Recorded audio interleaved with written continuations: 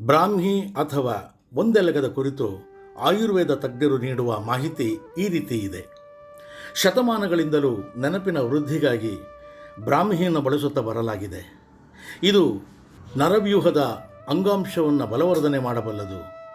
ಬುದ್ಧಿ ಸ್ವಾಸ್ಥ್ಯವನ್ನು ಕಾಪಾಡಲು, ಚಿತ್ತ ಸ್ಥಿಮಿತಕ್ಕೆ ತರಲು, ನರವ್ಯೂಹ ವ್ಯವಸ್ಥೆಗೆ ನೆರವಾಗಲು ಬ್ರಾಹ್ಮಿ ಬಳಕೆ ಮಾಡುತ್ತಾರೆ.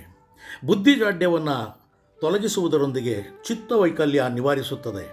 ಬುದ್ಧಿಯ ಸಾಮಾನ್ಯ ಗುಣಗಳನ್ನು ಇದು ವರ್ಧಿಸುತ್ತದೆ. ಗ್ರಹಣಶಕ್ತಿ, ಧಾರಣಶಕ್ತಿ ಹೆಚ್ಚಿಸುತ್ತದೆ. ಮನಸ್ಸಿನ ಯಾತನೆ, ಉದ್ವೇಗಗಳನ್ನು ಕೂಡ ಶಮನಗೊಳಿಸುವಂತಹ ಶಕ್ತಿ ಬ್ರಾಹ್ಮಿಗಿದೆ.